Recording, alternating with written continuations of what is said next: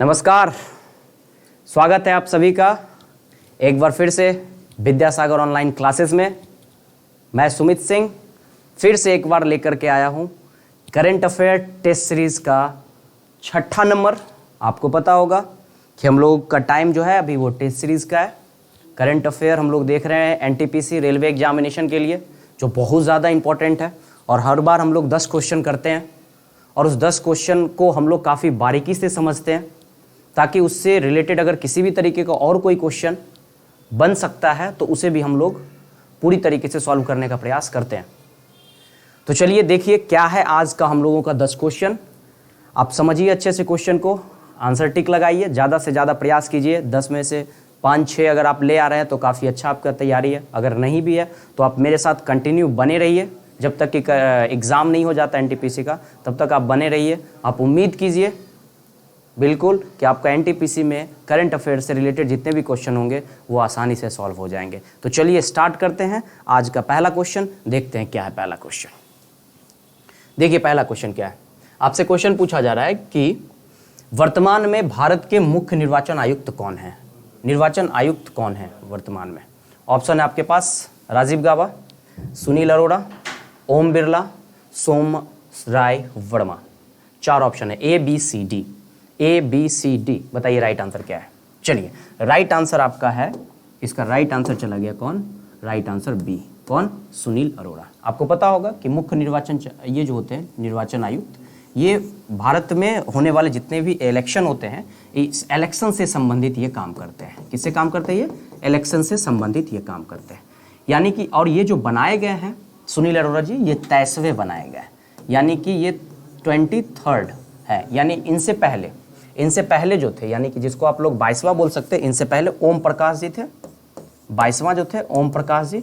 ओम प्रकाश जी ने क्या किया था आपको पता होगा कि 2 दिसंबर 2018 को इन्होंने इस्तीफा, मतलब इनका पद खत्म हुआ तो 2 दिसंबर के बाद सुनील अरोड़ा जी ने क्या किया? पोस्ट को संभाला।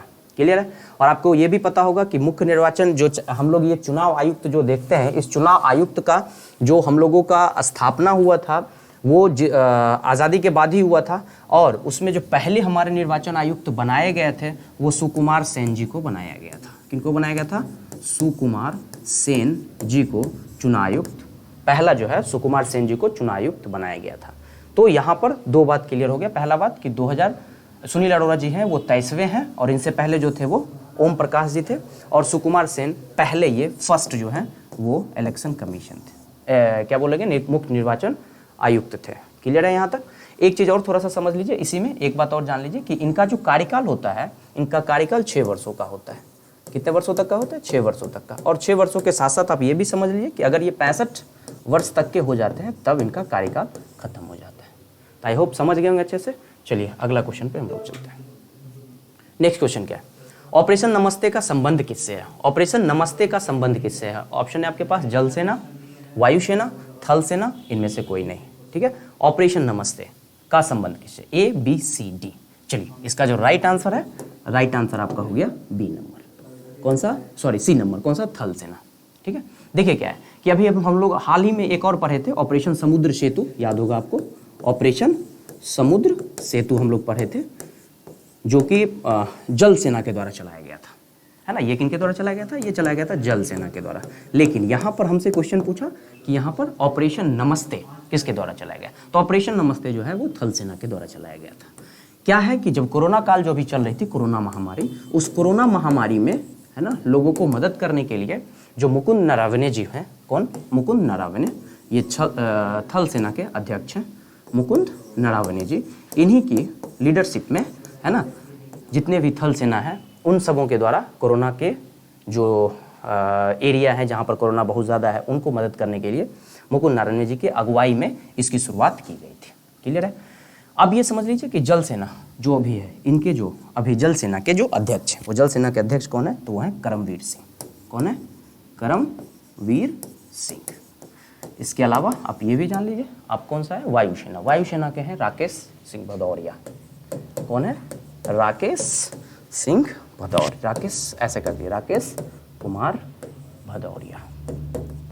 चलिए आप समझ गए होंगे अच्छे से।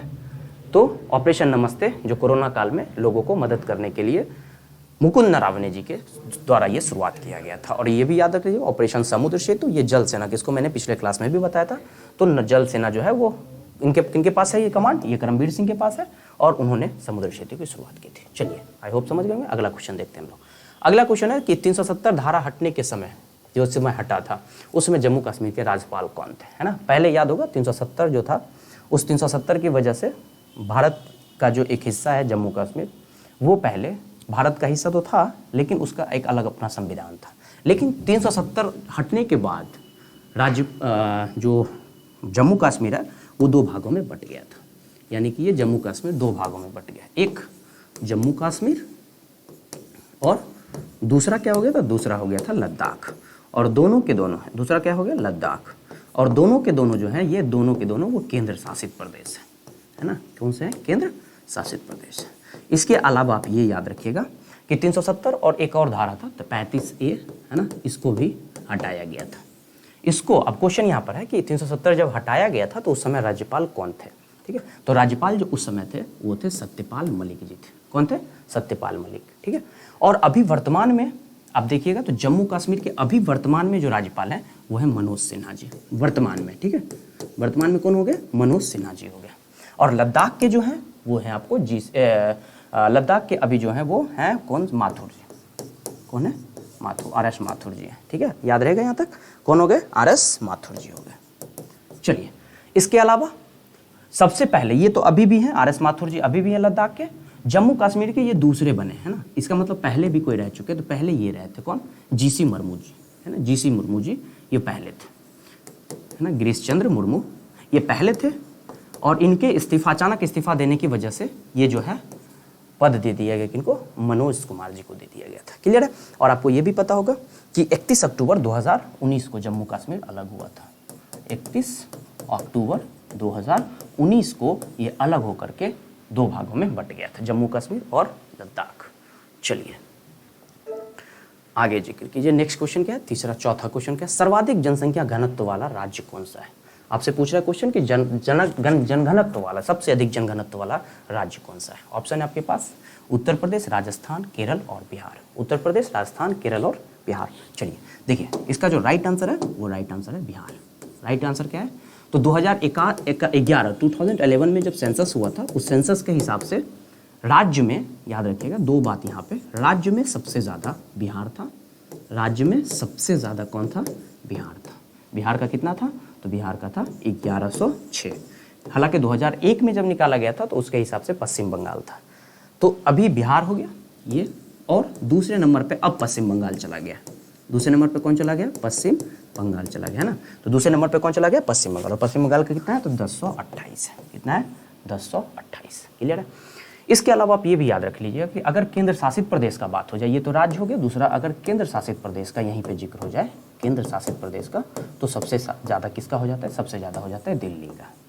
सबसे ज़्यादा किसका हो गया केंद्र शासित प्रदेश में, तो दिल्ली का। लगभग 11,340 व्यक्ति प्रति वर्ग किलोमीटर है ना। जनगणना तो समझते होंगे कि प्रति वर्ग किलोमीटर, क्योंकि क्या बोलते हैं इसको, प्रति वर्ग किलोमीटर रहने वाले लोगों की संख्या को, है ना, प्रति वर्ग किलोमीटर रहने वाले लोगों की संख्या को क्या बोलते हैं हम लोग, जनघनत्व बोलते हैं। तो सबसे अधिक केंद्र शासित प्रदेश के मामले में चले जाएंगे तो वो कौन सा हो जाएगा, दिल्ली हो जाएगा, ठीक है।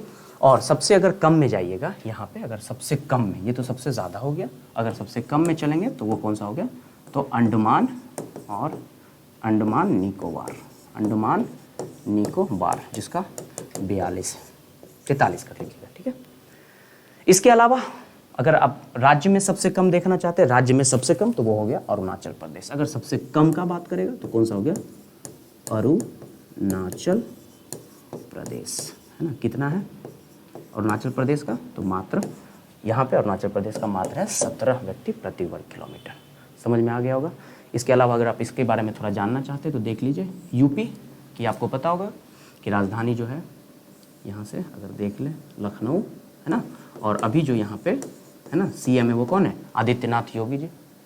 इसके अलावा राजस्थान के देख लीजिए CM, राजस्थान के CM अशोक गहलोत जी हो गए। केरल का देख लीजिएगा तो पिनई विजयन, और बिहार के जो हैं वो नीतीश कुमार जी हो गए। चलिए, इसके अलावा अगर आप राज्यपाल का बात करते हैं तो उत्तर प्रदेश में फिर केरला में, राजस्थान में और बिहार में राज्यपाल देखिए। जैसे बिहार का सबसे पहला जिक्र हुआ तो यहाँ से देख लीजिए फगू चौहान जी, राजस्थान का देखिएगा तो कलराज मिश्र हो गए, केरला का देखिएगा तो आरिफ मोहम्मद खान हो गए, जबकि अगर यूपी का देखिएगा तो यूपी में कौन हो गए, तो यूपी में आनंदीबेन पटेल जी हो गए। चलिए आगे का क्वेश्चन का जिक्र कीजिए। 5वां question, GST goods and services tax परिषद यानी कि के अध्यक्ष अभी कौन होता है, ये आपसे क्वेश्चन पूछ रहा है कि GST goods and services tax के अध्यक्ष कौन होते हैं, प्रधानमंत्री, राष्ट्रपति, वित्त मंत्री और गृह मंत्री। इसका आपसे ऑप्शन पूछ रहा है कि कौन से होते हैं। चलिए जो ये इसका जो राइट आंसर है वो है वित्त मंत्री। इसके जो अध्यक्ष होते हैं कौन से होते हैं, वित्त मंत्री होते हैं। ठीक है, चलिए वित्त मंत्री भी कौन है, निर्मला सीतारमण, निर्मला सीतारमण है ना, निर्मला सीतारमण। ठीक है, और अभी राष्ट्रपति रामनाथ कोविंद जी, गृह मंत्री अमित शाह जी, प्रधानमंत्री हमारे देश के नरेंद्र मोदी है। इसके अलावा अगर आप देखेंगे जीएसटी परिषद के बारे में अगर देखेंगे तो कहा जाता है कि 12 अगस्त, कब का बात हो रहा है, तो 12 अगस्त 2016 को 12 अगस्त 2016 को क्या किया गया था कि जीएसटी परिषद का गठन किया गया था। और फाइनली जो है 8 सितंबर, कब, 8 सितंबर 2016 को जीएसटी जो है वो भारत में लागू हो गया था। ये परिषद बना था, ठीक है। और 8 सितंबर 2016 को क्या हो गया था, जीएसटी लागू हो गया था। भारत जो है दुनिया में जीएसटी लागू करने में 161वें नंबर पे है। कितने नंबर पे, 161वें। इसका मतलब ये हुआ कि भारत से पहले जीएसटी जो है 160 देशों में आ चुका था। पहले नंबर पे जो है इसमें, पहले नंबर पे वो है फ्रांस। पहले नंबर पे कौन है, तो याद रखिएगा जीएसटी को सबसे पहले लाने वाला कंट्री कौन सा है, फ्रांस है। और फ्रांस के जो अभी प्रधानमंत्री हैं जीन, कौन से हो गए, कैस्टेक्स। कौन से हो गए, जीन कैस्टेक्स हो गए। और इसका कैपिटल पेरिस, कौन है, पेरिस। और यहाँ की मुद्रा क्या है, तो मुद्रा है यूरो। आई होप समझ गए होंगे अच्छे से। चलिए अब हम लोग जिक्र करते हैं अगले क्वेश्चन की तरफ, मूव करते हैं हम लोग नेक्स्ट क्वेश्चन की तरफ। देखिए नेक्स्ट क्वेश्चन क्या है।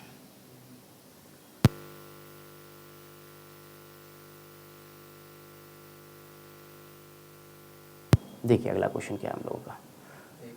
अगला क्वेश्चन है मिस यूनिवर्स 2019 का खिताब किसने जीता। आपके पास मैंने पिछले क्लास में बताया था मिस वर्ल्ड, इस बार है मिस यूनिवर्स 2019 का खिताब किसने जीता। ऑप्शन है आपके पास सुमन राव, टोनी एन सिंह, अपोली मेजनी और जोजीबोनी टुंजी। देखिए बताइए क्या होगा answer, A B C D. चलिए इसका राइट आंसर है, राइट आंसर इसका हो गया आपका डी नंबर, कौन, जोजीबोनी टुंजी। पता है आपको अमेरिका के अटलांटा में, कहाँ पे, अमेरिका के एक जगह है अटलांटा, यहाँ पे इस बार 68वीं, कौन सा, 68वीं जो है ये प्रतियोगिता हुआ था। और इस प्रतियोगिता में जिसने खिताब जीती वो कौन थी, जोजीबोनी टुंजी। ये दक्षिण अफ्रीका की थी। कहाँ की है ये, दक्षिण अफ्रीका की है ना।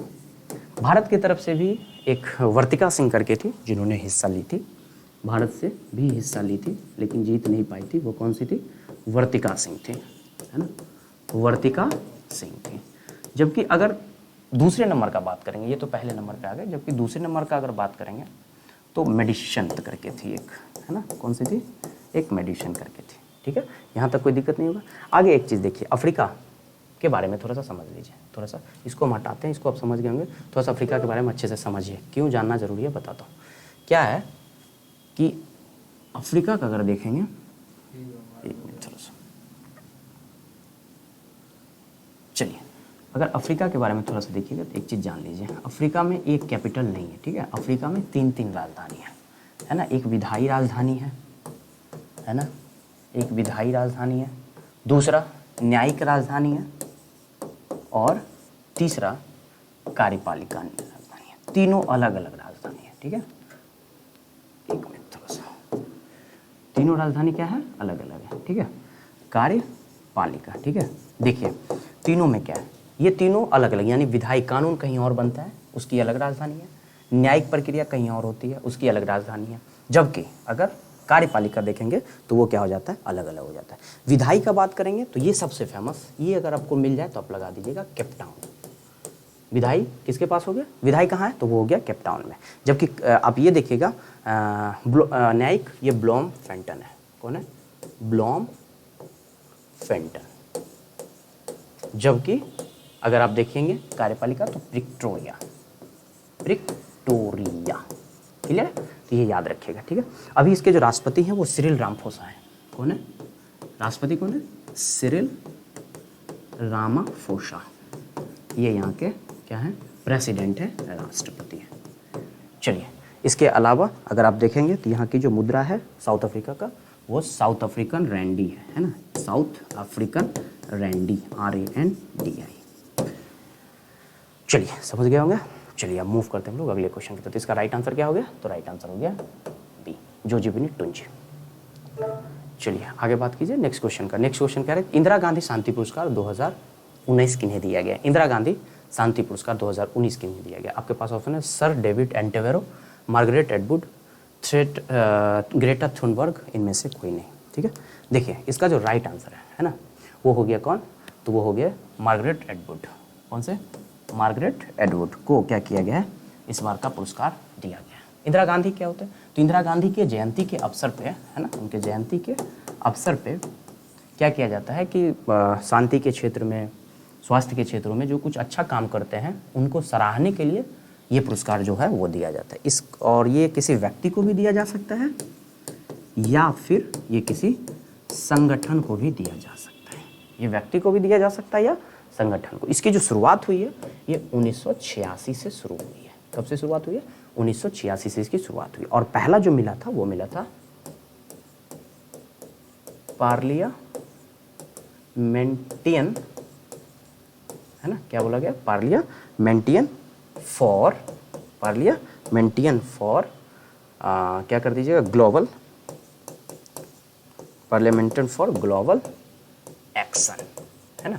इनको जो है, ये पहला संगठन था, इस संगठन को ये पुरस्कार दिया गया। तो जान लीजिए व्यक्ति को भी दिया जा सकता है और संगठन को भी दिया जा सकता है। चलिए मूव कीजिए अगले क्वेश्चन की तरफ। नेक्स्ट क्वेश्चन है आपके पास कि अंतर्राष्ट्रीय गांधी पुरस्कार 2019 किन्हें दिया गया था? ठीक है, तो देखिएगा अंतर्राष्ट्रीय गांधी पुरस्कार 2019 किसे दिया गया था? ऑप्शन है आपके पास गीता सेन, SM धर्मशक्तु, उसके अलावा टाटा पावर और नीति कुमार। ठीक है, चलिए इसका जो राइट आंसर है वो राइट आंसर हो गया बी नंबर। कौन सा हो गया? Right answer B number. ठीक है, इन्हें जो है गांधी शांति यानी गांधी जी के जयंती के अवसर पे, है ना, 1995 से 1995 से, है ना, ये जो है मनाने की घोषणा की गई। 125वां जब उनका जयंती था तो उसी के अवसर पे ये पुरस्कार जो है वो देने की घोषणा की गई। ठीक है, इसके अलावा याद रखिएगा कि भारत सरकार के द्वारा ये पुरस्कार दिया जाता है। किसके द्वारा दिया जाता है ये पुरस्कार? ये दिया जाता है भारत सरकार के द्वारा। जो कुछ अच्छा काम करते हैं उन व्यक्तियों को गांधी शांति अंतर्राष्ट्रीय गांधी पुरस्कार से सम्मानित किया जाता है। पहली बार जो दिया गया था वो पहली बार 1955 में दिया जा रहा है। और फर्स्ट जो व्यक्ति को दिया गया था, है ना, वो नाम लिख लीजिएगा फर्स्ट व्यक्ति का, वो था जूलियस नायरे। किनको दिया गया था? जूलियस नायरे को दिया गया था, जो तंजानिया के थे। कहाँ के थे? तंजानिया के थे, है ना। कहाँ के थे? तंजानिया के। ये पहले हैं, है ना। तो याद रखिएगा कि 1995 से दिया जाने लगा गांधी जी के 125वें बर्थडे में, और जूलियस नायरे जी को ये फर्स्ट, कहाँ पे? तो ये फर्स्ट अवार्ड था। अब थोड़ा सा तंजानिया के बारे में जान लीजिए। इसके बारे में, तंजानिया के बारे में। ठीक है, देखिएगा तंजानिया का अगर आप कैपिटल देखेंगे तो डोडोमा है। क्या है? डोडोमा यहाँ के कैपिटल है। और अगर यहाँ पे बात कर लेंगे क्या चीज़ का, तो यहाँ पे अगर बात कर लेंगे क्या नाम है, प्रधानमंत्री का बात कर लीजिएगा तो कासिम माज़ालिया है। कौन है? कासिम माज़ालिया। कासिम माज़ालिया यहाँ के क्या हो गए? और क्या नाम है यहाँ पे? सीलिंग जो है, सीलिंग, ये यहाँ की मुद्रा है। ठीक है, चलिए नेक्स्ट क्वेश्चन की तरफ मूव कीजिए।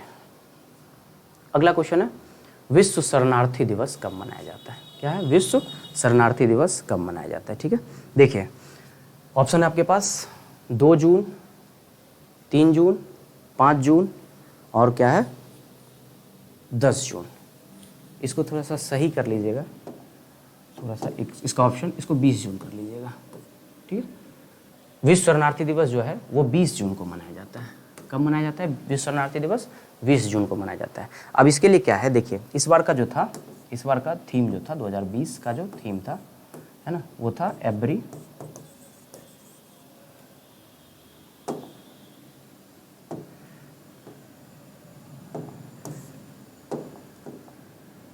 देखिए इस बार का क्या था,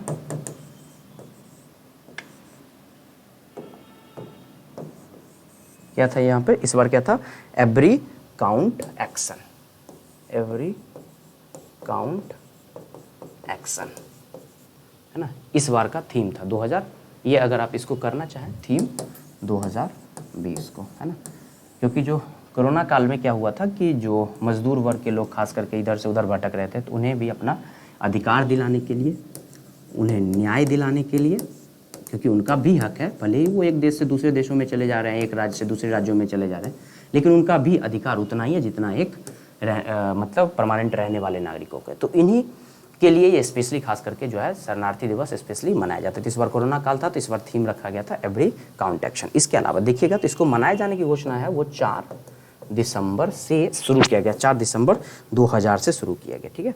और ये मतलब पहली बार इसको यूएन में क्या किया गया, प्रस्ताव को लाया गया, और फाइनली जो है हर 20 जून 2001 के बाद से, 2001 के बाद से क्या किया गया, हर 20 जून को विश्व शरणार्थी दिवस के रूप में मनाया जाने लगा।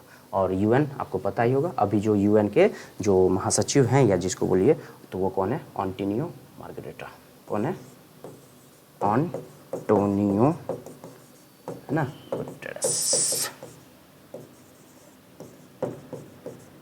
चलिए ये था आज का आपका क्वेश्चन, एक्चुअली में 9 ही था, एक क्वेश्चन मिस हो गया, तो आई होप अच्छे से समझ गए होंगे पूरे क्वेश्चन को, कोई दिक्कत नहीं हुआ होगा।